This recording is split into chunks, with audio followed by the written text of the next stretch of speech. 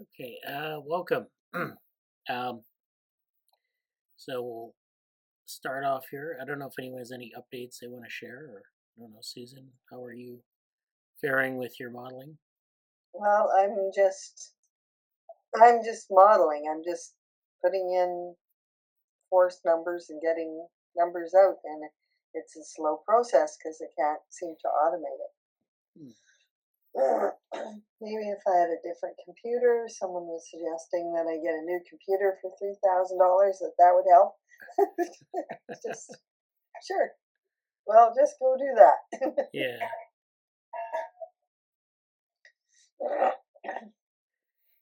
So But at least I'm getting numbers. Yeah, I would like this process finished sooner rather than later. it's good at least that you're getting numbers. Yeah. So I guess neither of our GSOC people will be here today. They have other things that they're doing. Other than that, we have a new paper. It's come out. They put out the uh, I don't know what they call it, like the pre-proof, and then they're going to update it with the actual proof later.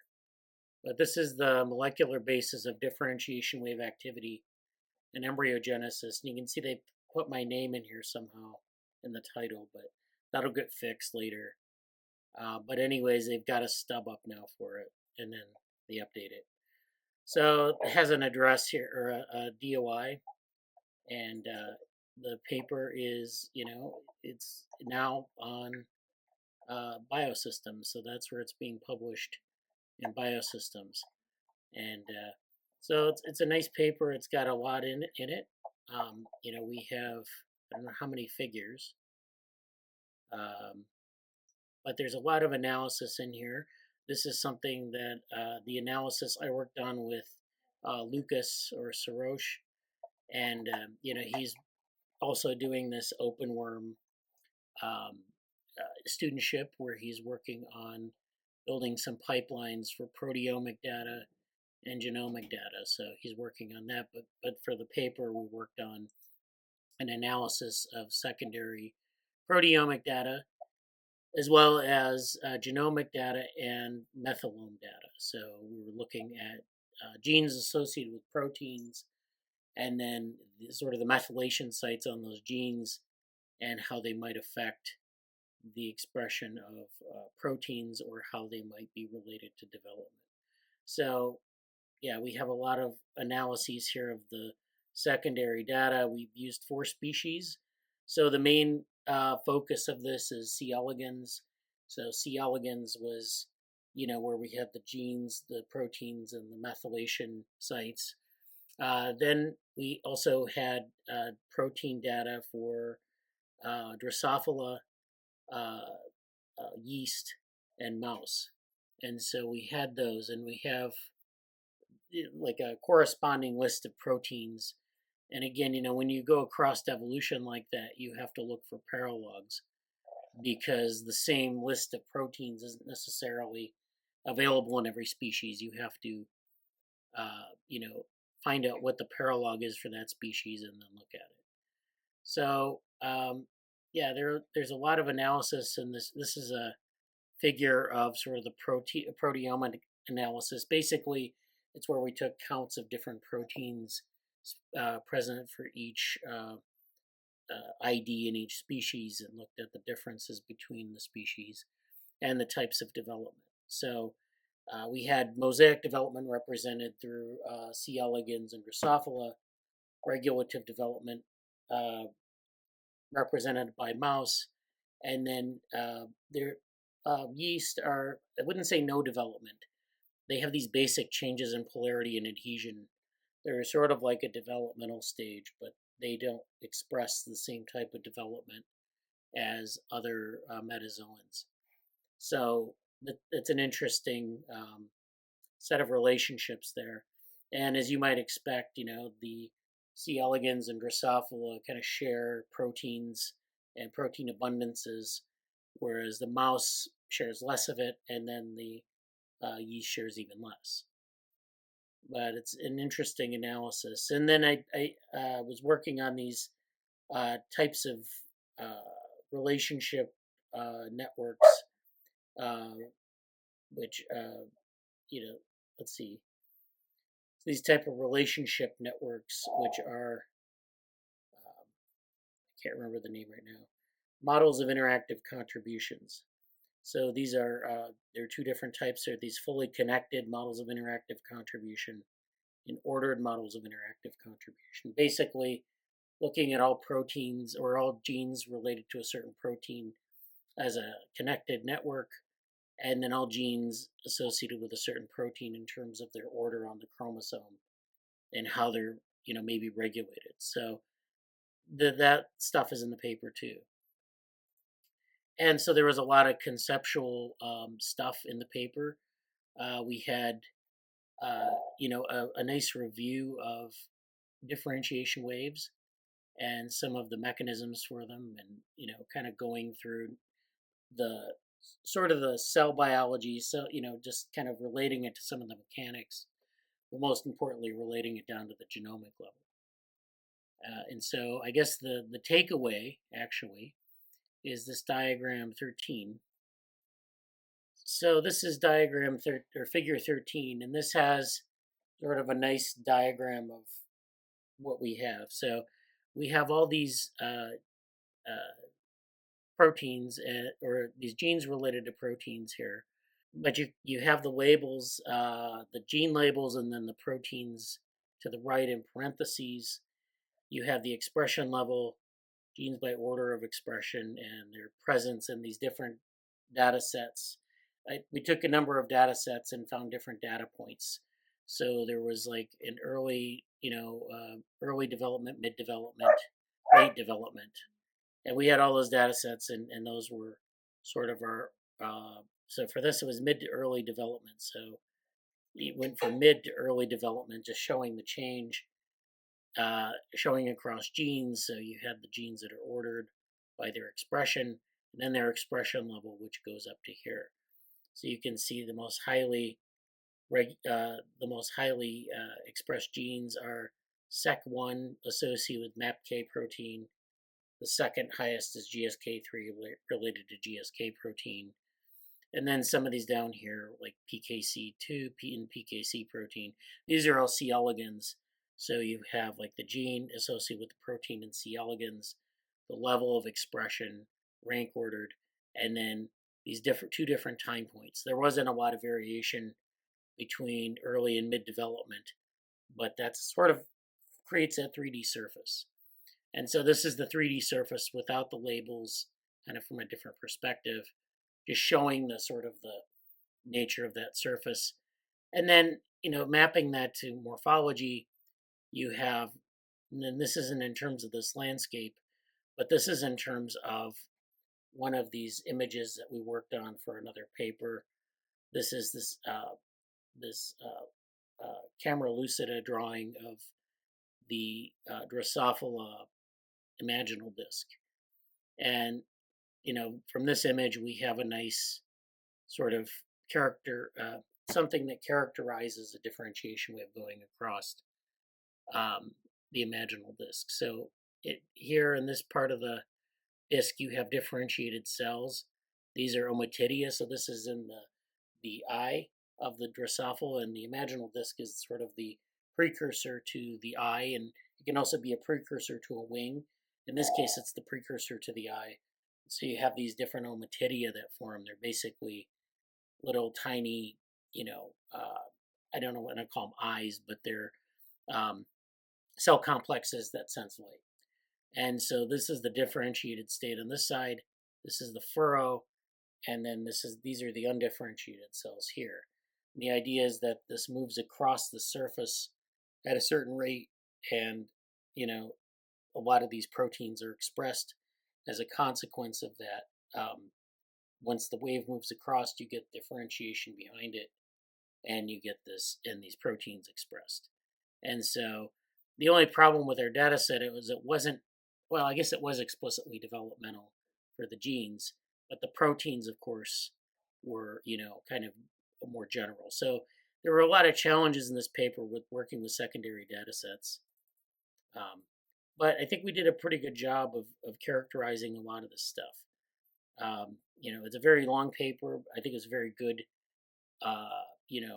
paper that kind of goes over the concept, relates it to a lot of secondary data, and then gives this cross-species analysis and some insights. Final bibliography information. So, what do you mean by final bibliography information? Like,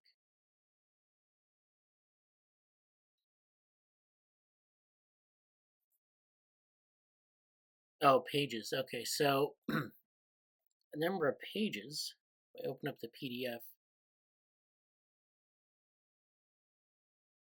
So 63 pages, I think. But this is, let me see what's included in this.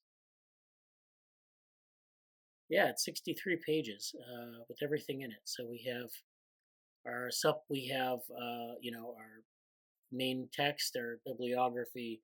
We have some supplemental tables. Let me get the URL.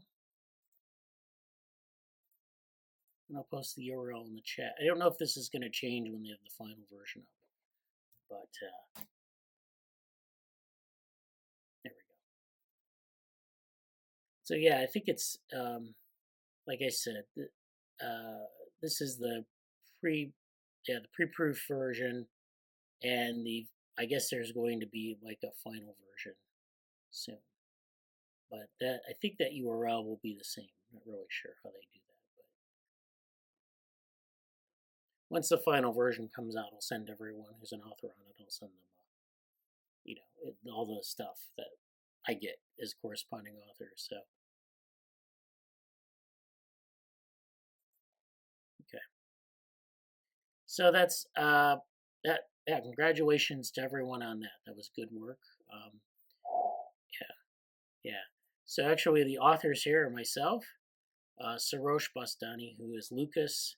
He's been in the meetings. Natalie Gordon, of course. Richard Gordon, that's Dick. And then Susan Crawford-Young. So congratulations.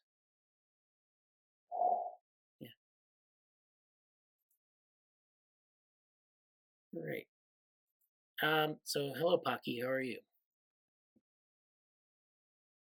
Hi, I'm good. How are you? Good. Yeah. Hi, so I won't be able to share my screen today. I don't have my laptop with me, but I'll just give a quick update.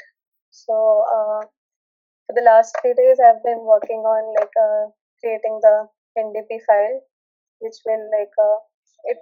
I'll give like a brief overview. So, I'm using two MLPs. One will actually add like the children nodes of like the parent, which will like split into the children nodes. And then there is another MLP which will compare the Euclidean distance between what the model is generating and what we actually want it to be. And then based on the difference, it was back propagating the losses and stuff. So I had a doubt. So right now I have like data set for just one worm growth, like the XYZ coordinates. Also, by the way, right now I'm training it to learn the spatial coordinates for the new cells. Like that is the learnable parameter I'm training it on right now. So for that, I have the data set for just one worm. So I wanted to ask if I could get like data sets from a few more maybe, so that it can like learn it better. Like what kind of data sets? You had shared that lineage tree with the XYZ coordinates, but it has just the coordinates for one worm.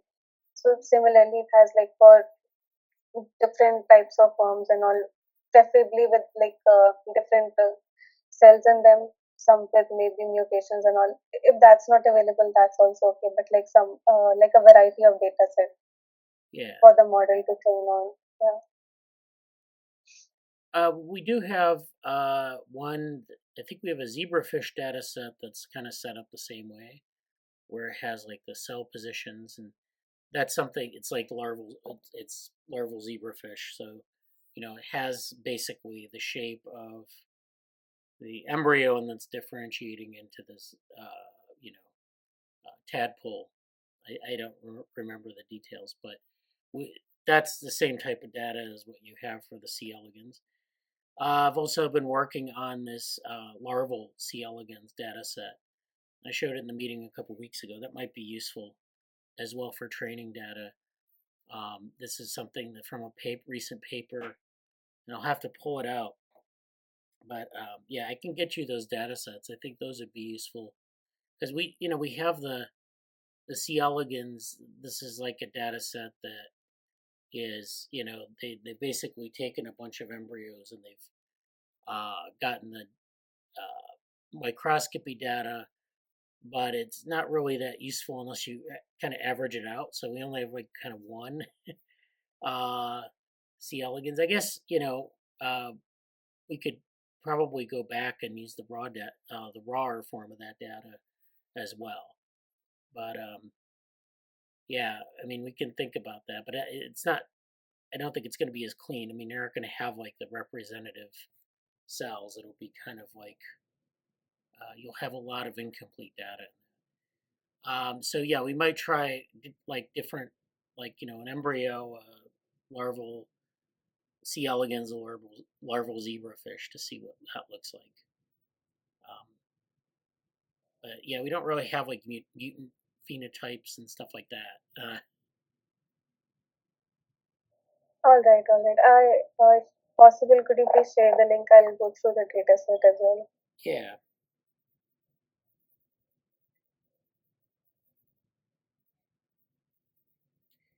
All right. Do you that your entire update or? Yeah, yeah. I will also like once I reach home, I'll push the code that I've done till now. I've actually created a separate repository. I will like add those to the DevoWorm repository in a few days. I'm just testing right now if the model is performing well. I'll share the link of that other repository with you as well. Okay, that sounds good. Okay. Yeah. Yeah, that was all. Thank you. Okay, thank you. Yeah, that's great. Thank you.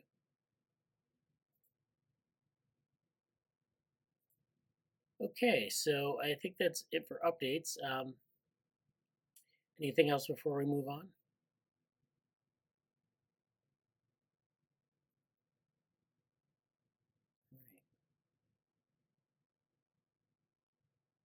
So, interesting stuff has come across my reading queue here. So this is an interesting paper that I ran across here. This is a paper on it's developmental biology, extending the limb and body with vectors and scalars. And it's a developmental biology paper, but it kind of talks about this sort of how, different things in the body sort of differentiate and form these kind of, well, they're not really data structures, but I guess that's where they're going with this, at least in terms of like, maybe even a metaphor, but I think it's kind of, it might be interesting to go over in light of kind of the computational view of this sort of stuff. So the abstract here is outgrowth of the embryonic limb in vertebrates is driven by a proximal distal gradient of cell movement, with Wnt and FGF activities controlling direction and velocity respectively. So what they've done is, they're looking at these gradients of gene expression, one of them being Wnt, which is a factor in early development, and the other is FGF, which is a growth factor. And so the idea is that this sort of outgrowth of embryonic limbs, which are like the limbs, like the forelimbs and the hind limbs in vertebrates, is driven by this kind of gradient of cell movement. So as Wnt and FGF are expressed in these gradients, there's this proximal distal gradient of cell movement that moves outward from the central axis of the organism out to these limbs. And so Wnt then is associated with direction, and FGF is associated with velocity. So direction would be like position, and maybe like the change in position, and then velocity would be like the speed at which that change in direction occurs.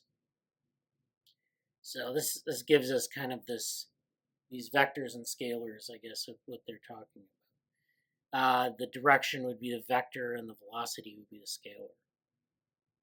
A similar gradient, though without a directional bias, drives caudal body axis extension. So caudal body axis extension is in the kind of other direction. So proximodistal is sort of going from sort of the midline outward, and so that's the gradient, and the cells move outward according to these signals. Okay, so this is just kind of what this paper is a summary of some papers in current biology, in this issue of current biology, and they kind of, these articles usually just highlight what those papers are about, so they're useful from that perspective. So this paper, it starts out, the outgrowth of the posterior axis of vertebrate embryos has often been speculatively compared to outgrowth of the appendages. Indeed, there is considerable overlap in terms of the genetic regulation of both processes. But how the genetic networks instruct the cellular behaviors that drive axis and limb extension has remained unclear. So we don't know how genetic networks instruct cells to sort of form these, extensions of the limb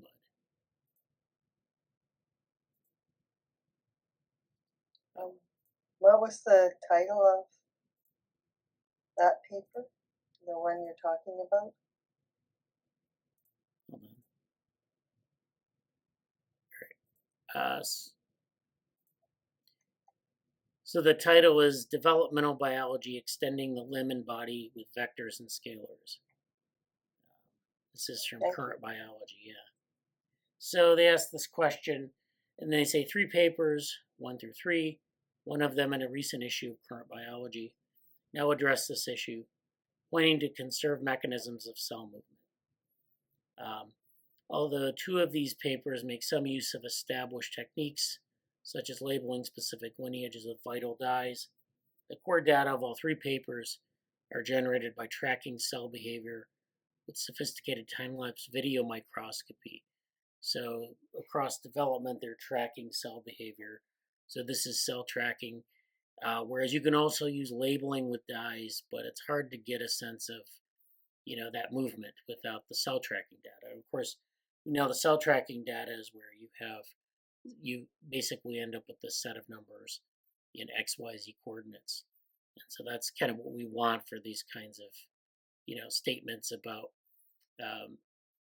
direction and velocity. This approach is possible due to the toolkit of genetically encoded fluorescent probes now available to label cells within a tissue or a subset of structures within individual cells, enabling the determination of cellular orientation, division plane, and velocity. Okay, so basically they talk about in vertebrates, the limb bud starts as sort of a local swelling in the lateral plate mesoderm. So you get the swelling where the limbs will be, and that's the limb bud. And so this bud formation occurs. And after this bud formation occurs, a thick columnar structure arises along its distal margin called the apical and ectodermal ridge. And so that's where we get these FGF genes, these fibroblast growth factors expressed. So it's a family of genes, FGFs, and you get a number of them. There are a number of them in vertebrates, but this one, FGF8, is important, particularly important. So these fibroblast growth factors are important in growing a cell type called fibroblasts, which are sort of the grist for tissue. In vertebrates, you get different they proliferate and they form sort of the basis for a lot of the tissue in that segment. So FGF8 is particularly important, and then this signals to the underlying mesenchyme and is essential for extending this limb bud outward. So you're extending the limb bud outward from an origin, and then it's being patterned in different ways. So you can think of the limb bud as being like kind of like your arm with your hands at the end, and you get patterning along the arm, you get patterning at the end of the hand. And in a lot of vertebrates, this is a fin, where you get some fin, some rays at the end of the fin. So you can think of it that way too. So basically, you need to have the signal gradient set up as the limb is extending. It's not just, the cells aren't just migrating out, but they're differentiating and forming patterns. So this is what they call outgrowth. And then during this outgrowth, the limb bud first forms as a hemispheric swelling that then becomes a flat and markedly elongated structure. So it goes from that limb bud, it's kind of like a bump, to an elongated structure. And so let me see if I can draw this out to get a sense of what we're talking about here. So, we have this sort of the body. We have the body here, and we have, okay, so we have the body here. We have limb buds that come out like this. They start out like this, and then they grow in this direction, outward. And this limb bud goes from this bump to a kind of a flat appendage that comes out like this. And then you start to get differentiation along that appendage. So it might be, a joint here, or it might be rays at the end, or something. And so and then this is FGF, which is acting along this gradient.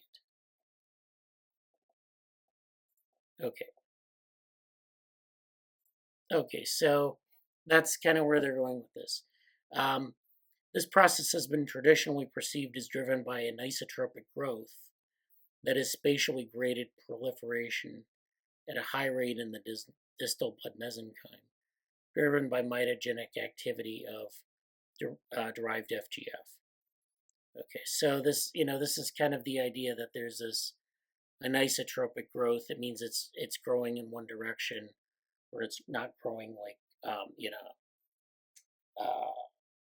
an isotropic direction, so not in all directions at the same time. So that's one idea. This is kind of this idea that it's spatially graded, and that this is all driven by FGF. On the other hand, AER-specific gene inactivation studies in the mouse have revealed that although the loss of FGF signaling results in a much smaller bud, it causes no clear proliferative or cell survival defect. So what that means is that if you lose FGF signaling, if you knock it out, you might end up with, say, a smaller limb bud. So you might end up with something like this, and the limb bud might be smaller, and as a result you get a smaller limb with maybe some defects here, or you don't actually get defects. This process is driven then by no FGF, so we take FGF out, and that's not happening, and we get the smaller bud. And what they're saying here is that you basically can have a much smaller bud, but it causes no clear proliferative or cell survival defect. So you should just get a smaller version then of what you have in the previous diagram. So that's the idea. On the basis of this observation, the Martin lab speculated that the lack of FGF signaling might impair cell movement in limb bud initiation. So it might mean that the cells are not moving as far out, or maybe as fast, but really just impair cell movement, so it's not moving as far out to form these limbs. Bohm et al. On 5, so Martin lab paper was 7, Bohm was 5. Bohm et al. Recently addressed the validity of the growth-driven morphogenesis model, which is this model where you get growth and you get morphogenesis from the growth, from this gradient, using a combination of sophisticated measurements of the dynamics of limb bud shape using optical projection tomography and the spatial distribution of cell cycle times by double labeling of newly made DNA. So they're thinking about measuring the dynamics of limb bud shape. So this limb bud has a shape. If you look at our limb bud again, it has a shape that's, determined by, maybe something like this, right? So you can have the limb bud here, and then the shape of the final thing, and then the limb bud can have different shapes here. So you're looking at characterizing these shapes. And then you're combining that with the spatial distribution of cell cycle times. And so you can do this by labeling the DNA, but also using mathematical modeling. So you're thinking about this shape, you're thinking about the cells that are migrating out, and you're thinking about how those cells sort of double, or how they double differentially in certain places. So if we go back to our diagram, in this example here, if we have like an sort of an anisotropic setup, like where the bud looks something like this part of the bud will have a different rate of cell doubling than this part of the bud. So this part of the bud will sort of proliferate faster, and this one will proliferate slower. And then that translates, as the limb grows and differentiates, it contributes to that asymmetry.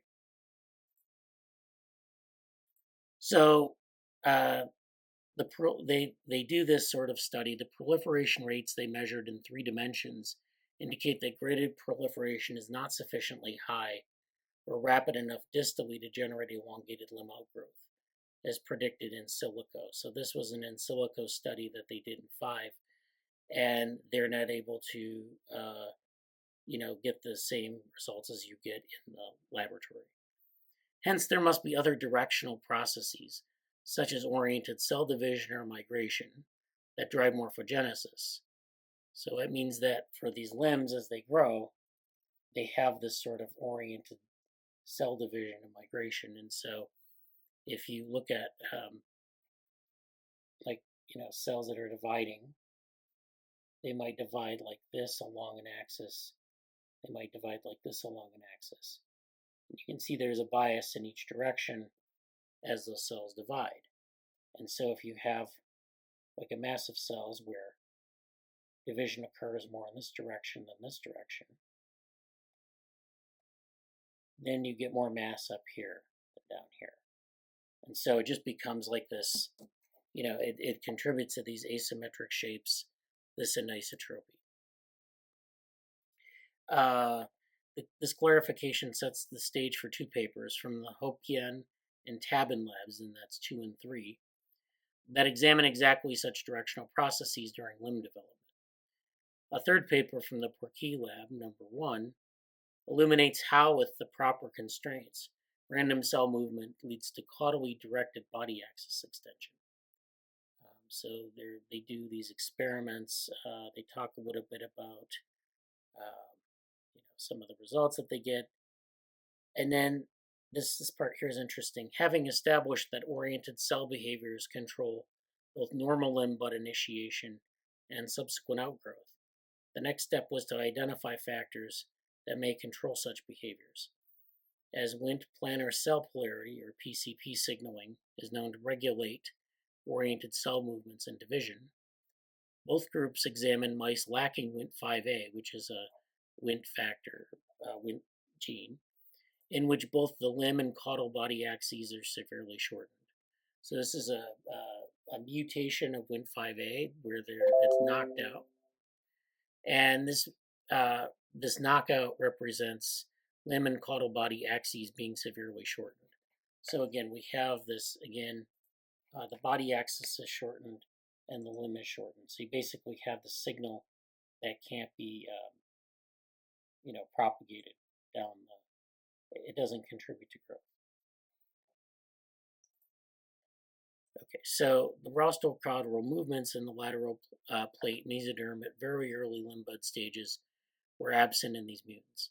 As outgrowth progresses, mutant cells near the AER migrated with a reduced velocity and efficiency, whereas cells near the dorsal and ventral ectoderm displayed a reduction in velocity.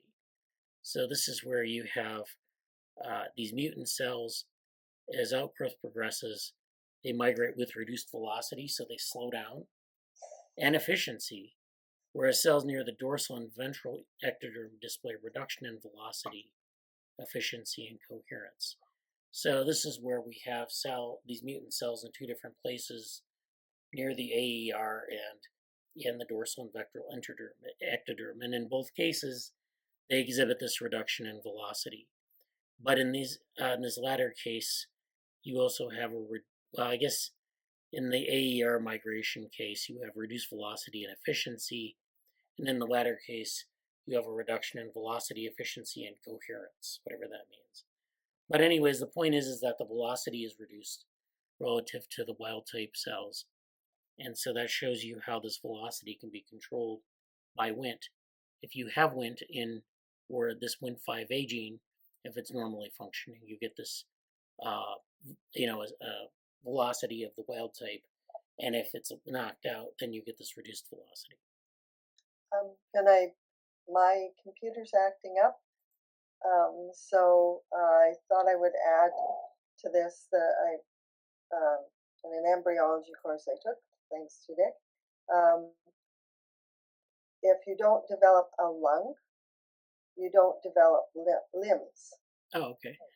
And it fits in with developing kidneys. So you develop kidneys, and then the lungs are able to breathe in and out with the amniotic fluid that's produced by the tiny kidneys.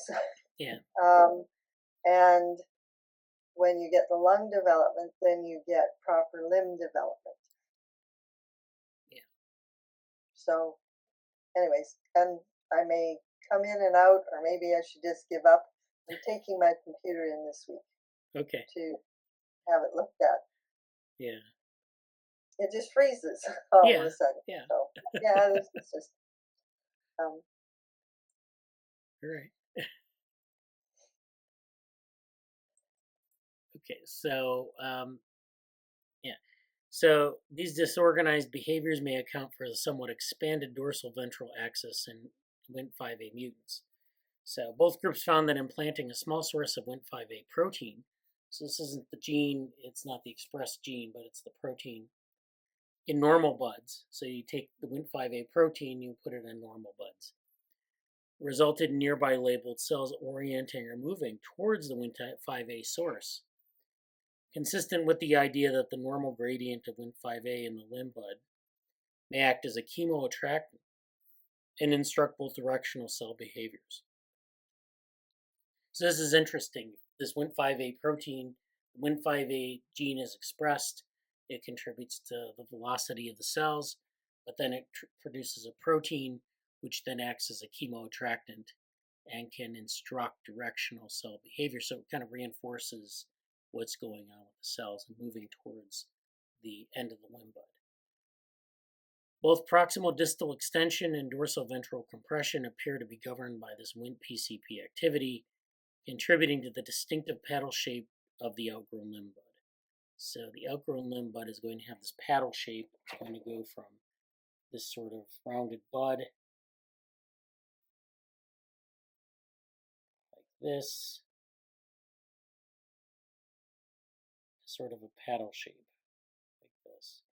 And this can be done by, you can have cells that are moving along according to this constant velocity, and then you can also have this source, this chemoattractant source, and that acts to further regulate the system. Okay, so that's kind of their insight into that. And so, they've done a number of other experiments here. And so let me get to the sort of the conclusion here. In silico simulations demonstrated that graded random motility leads to caudal extension and generates an opposing gradient of cell density, which indeed the authors observed in the posterior embryo, with the added constraint of high cell density in the midline and lateral plate to impede broadening of the presemitic mesoderm. The random motility gradient doesn't require other vector instructions, or vector in quotes, but we need these kind of instructions to drive velocity to target a certain location and so forth. Doesn't require other vector instructions to drive axis elongation. This leaves the open question of what role a Wnt5a plays in caudal axis outgrowth. Wnt5a is clearly required for normal body axis extension. Of course, we saw that. But does it play a similar vector role in polarizing cell behavior in the presemitic mesoderm as it does in the limb? Which would be the most parsimonious, or does it carry some other function? So that's the question they have. So they have these vector instructions here, which are just basically telling the cell how fast to move, where to move to. And then you have this other set of instructions that involves the shape. So these parallels between limb outgrowth and body axis extension, provided by these three studies, 1 through 3, support ideas that mechanisms controlling axis and tail extension might have been co-opted over the course of evolution to control the outgrowth of multiple appendages. So this is interesting that there's this sort of idea that these axis and tail extension mechanisms are sort of, there were independent mechanisms maybe for the growth of very simple axial systems, and then they were sort of co-opted and then coordinated across all limbs in vertebrates to sort of coordinate each of, when you have in a tetrapod, you have 5 limbs. You have the arms, the legs, and the tail, and they all grow kind of in a coordinated fashion. And maybe your arms and legs need to be the same length, or maybe they need to be scaled to a certain extent, or the tail can't be too long relative to the arms and legs. All that needs to be coordinated in development. And so maybe that's what's going on here, that there's this co-option of this simple mechanism for multiple appendages. And that's reference 16. So we'll go through the references in a minute. It will be interesting to see to what degree directional cell behaviors drive the morphogenesis of other vertebrate structures that extend from the body, such as genitalia. FGF and Wnt signaling control cell migration in other developmental contexts across diverse species, including flies and worms, as well as vertebrates. So flies and worms, you see FGF and Wnt. And so in our list of genes that we had in our paper, we looked at Wnt. We didn't. I don't know if we did FGF, but we definitely had Wnt as represented there. And so Wnt has its role in flies and worms, but it also has its role in vertebrates. And so, when we're making these comparisons across species, sometimes we have to look at the paralogs, but also sometimes we have to think about what exactly the function is. Sometimes the function is a bit different in these different species.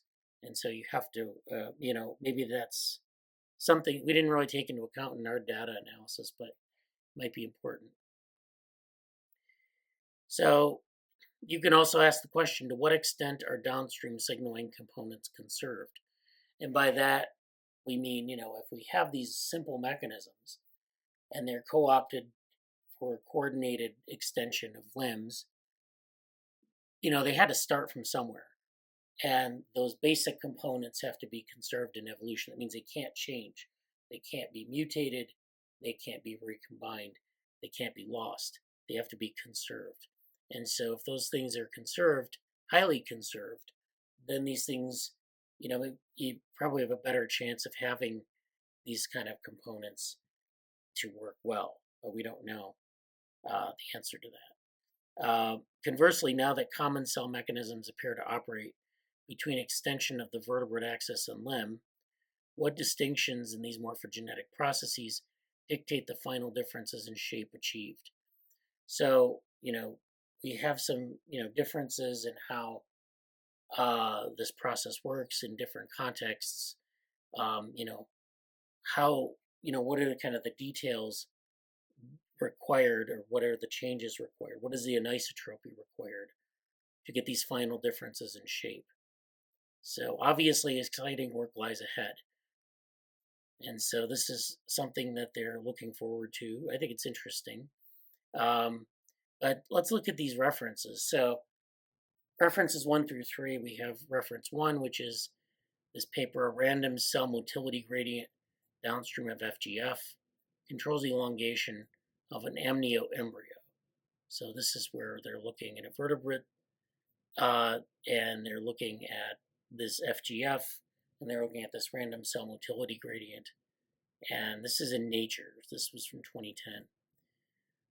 Number 2 is this paper, Gross, also in 2010. So I guess this paper I'm reading from is from 2010. That's according to the DOI information. But all these other papers are from 2010 as well. The second paper then being Wnt5a, JUNK, JNK, and FGF MAPK pathways. And we looked at all these in our paper. So that's interesting that those pathways are, involved in morphogenesis. They're involved in growth. And so they're looking at these, but these are in vertebrates, not in C. elegans or in Drosophila. So Wnt5a, JUNK, and FGF MAPK pathways regulate the cellular events shaping the vertebrate limb bud. So these pathways then regulate different cellular events. Paper 3 is oriented cell motility and division underlie early bud morphogenesis or limb bud morphogenesis. So this is where we're looking at limb bud morphogenesis and that kind of, the things I was talking about with growth, but in terms of cell division. Okay, so there's some other interesting papers in here as well. This one, 5, the role of spatially controlled cell proliferation in limb bud morphogenesis. It's kind of related to number 3. There's, of course, functions of FGF signaling from the apical ectodermal ridge in limb development. There's non-canonical Wnt PCP signaling during vertebrate gastrulation. There's a Wnt5 pathway underlying outgrowth of multiple structures in the vertebrate embryo. So that's specific to that Wnt5 pathway and, the mutants and all that. There's also spatial and temporal patterning of ERK signaling during mouse embryogenesis. So this is again looking at these spatial and temporal patterns. This one, number 13, FGF8 mRNA decay establishes a gradient that couples axial elongation to patterning in the vertebrate embryo. So this is again FGF8, and this is looking at mRNA decay. So where you have mRNA decay, usually the gene will express a certain amount of this, whatever factor it is. It'll produce a certain amount of mRNA. And then as that gene shuts off, the sort of the supply of mRNA in that tissue or in that cell will decay with a certain half-life. And so you can do these mRNA decay experiments where you actually turn off the cell replication machinery and look at how long it takes for each mRNA species to decay. And it's interesting because it takes like quite a while for that to happen. And of course, this is what happens in the cell cycle, where you have something that's genes that are upregulated, and then they stop upregulating, and then those mRNAs have to decay to a certain extent to trigger us into the next part of cell cycle. And so in this case, FGF8, if you produce a certain amount of it and you stop producing it, then the mRNA decays and you lose, the stoichiometry decreases of that mRNA. And so you have to you either turn it back on, turn the gene back on, produce more of it, or it loses its effect. And so that's what we're doing here. We're looking at mRNA decay establishing a gradient that couples axial elongation to patterning. Then this paper 19, FGF signaling in flies and worms, more and more relevant to vertebrate biology. So this is where the citation of what we're talking about with the relationship between flies and worms, which is like C. elegans and Drosophila, to vertebrates. So this is another connection here. I mean, people made these connections. People use Drosophila and C. elegans and sort of as medical model organisms, but this is, again, and we can learn a lot more from this. Finally, this paper 20, genetic control of cell intercalation during tracheal morphogenesis in Drosophila. So this is where we're looking in Drosophila at the genetic control of cell shape changes. Okay, so that's all for that paper. Any questions or comments? So if there are no other questions or comments, I did want to mention that Artificial Life 2024 is occurring this week. And so this is, of course, the Artificial Life Conference is where people do artificial life, and that's the main conference. So we talked last time about Gecko and what they're doing there, but this is Artificial Life. This is the more sort of theoretical conference of, but they do genetic algorithms, but they also do a lot of cellular automata and other types of models as well. So this is the website for Alife 2024. It's happening in Copenhagen, Denmark this week. As you can see, July 22nd, 26th. They have a virtual component as well. I didn't attend, but this is just to make it more convenient for people to attend. So the theme this year is exploring new frontiers, and because it's being held in Copenhagen, they have this Viking theme. I don't know exactly what that means, but in any case, so we can look through the program maybe a little bit and see what they have going on at the conference. So it's usually pretty diverse. There are a lot of things going on. A lot of, like, they do things with vesicles, and they do things in silico, and they do things, they even do art and philosophy. So let's look at some of the keynotes. We have Katie Bentley, who does a lot of stuff with developmental biology and computational models. And her talk is active perception and cellular adaptive behavior. So this is where, she says that humans and many other organisms use feedback between movement and sensing, known as sensory motor coordination or active perception, to inform better decision making. And so we move to improve the quality of what is sensed. And so this is taking this principle of sensory motor feedback or sensory motor coordination and applying it to cells, and some of kind of what cells are doing as these dynamic and protrusive shaped objects. So, this is very much sort of the embodiment of cells and how they coordinate their movement through these sort of sensory motor feedback loops. So this is really interesting, where local movement cell shape changes improve the quality of sensed information via signaling or mechanical receptors. It improves cellular decision making. So in other words, when cells make a fate decision, or they make a decision to move somewhere collectively, this is based on the quality of the sensed information. So this could be through chemical signaling, this could be through mechanical signaling. If you get a mechanical signal and you can sense it really well, then you produce this behavior that is sort of coordinated. If you can't get that information, then you can't make the movement, and you basically go into apoptosis or necrosis. I guess that's the logic behind this. In any case, it's sort of what she's talking about here, and sort of building this sort of embodied model of cell biology. And there's Kate Adamala, and she does synthetic biology.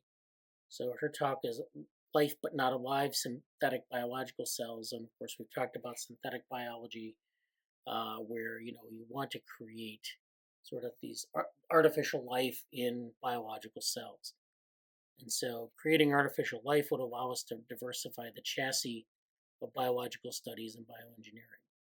And so I think this is just kind of showing off what we can do with synthetic biology and how that kind of relates to artificial life. So there's some papers here. This is this operating system called Trumpet, which is an operating system for simple and robust cell-free computing. That's in Nature Communications. There's the present and future of synthetic cell development from Nature Reviews Molecular Cell Biology, and controlled exchange of protein and nucleic acid signals from and between synthetic minimal cells, and that's from in cell systems. So it's Juan Perez Mercader, and he's interested in making biochemistry-free artificial life in a test tube. So this is where you're not using biochemistry, you're using this artificial life in a test tube. So starting with a biochemistry-free aqueous and homogeneous blend of several, less than 10 including water, small non-amphiphilic and non-biochemical molecules, some of them which function as fuel, and using biochemistry-free polymerization-induced self-assembly, or PISA, and that's a method that they've developed. We demonstrate experimentally the ex novo, autonomous, photochemistry-controlled one-pot synthesis of amphiphiles. And so this is like kind of building very basic life from these aqueous solutions. And so it's really interesting. You can build these micelles that grow and evolve into functional vesicles, protocells, or artificial cells that exhibit the characteristics that are defined above here. So there are these certain criterion that he lays out and up here, and they exhibit these. So yeah, this is interesting stuff on protocells and early life and sort of the biochemistry of that. Kohei Nakajima is presenting on physicalizing deep learning. So this is where we look at deep learning, and we have these sort of disembodied networks that can do a lot of interesting stuff. But what he's talking about with physicalizing is that he wants to, again, turn to embodiment to build better models. And so the concept of embodiment has always been an important topic to consider when form meets the physical world. Physical deep learning, or PDL, which is a framework for implementing deep learning into physical substrates, is an area where embodiment has recently taken a critical role. In this discussion, we review the concept of PDL with a number of examples and clarify its necessity in today's computational systems. Then we show that PDL is essentially connected to the concept of physical reservoir computing. So we have reservoir computing that is embodied as well, and introduce a learning scheme based on gradient-free approaches to PDL. Finally, we report our recent approaches to how this learning process can be physicalized into neuromorphic devices and soft robots, and discuss their impacts. So there are a lot of interesting citations here on physical deep learning, and that's something that I know my other group is interested in with respect to embodiment. So that's really good. So those are the keynotes, and then of course we have workshops and tutorials. And if we go over looking at some of the titles of the workshops, we have a lot of diversity. We have, for example, this one, which is agent-based modeling of human behavior. This is where we take agent-based models and we model different human behavioral things, collective behaviors. The evolution of things, which is basically about evolving and learning machines and populations of machines that develop themselves. So, this can include a bunch of different things. It can involve a number of technical issues, including the joint evolution of morphology and control, the integration of evolution and lifetime learning, the physical incarnation of evolving entities.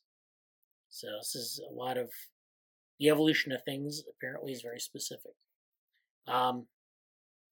We also have evolution, criticality, and creativity and collective intelligence. And of course, this relates to sort of these emergent intelligent behaviors that arise from the cooperation, collaboration, and other collective efforts of many individuals in a system. So I guess these include biological systems that are collectives, social systems, and so forth. Then there's this workshop from an imitative to biologically plausible synthetic models of natural cognition. And so this is again kind of going through basically a synthetic cognition type approach, biologically plausible and all that. So that'd be kind of an interesting one to catch up on. We have molecular communication approaches for wetware and artificial life. We have a hackathon, AI, music, and the visual arts. Emerging researchers in artificial life, which is always good because you get a lot of up and coming topics and people. I actually attended that one year. Alife and organizations, which is organizational psychology and organizational complexity and all that.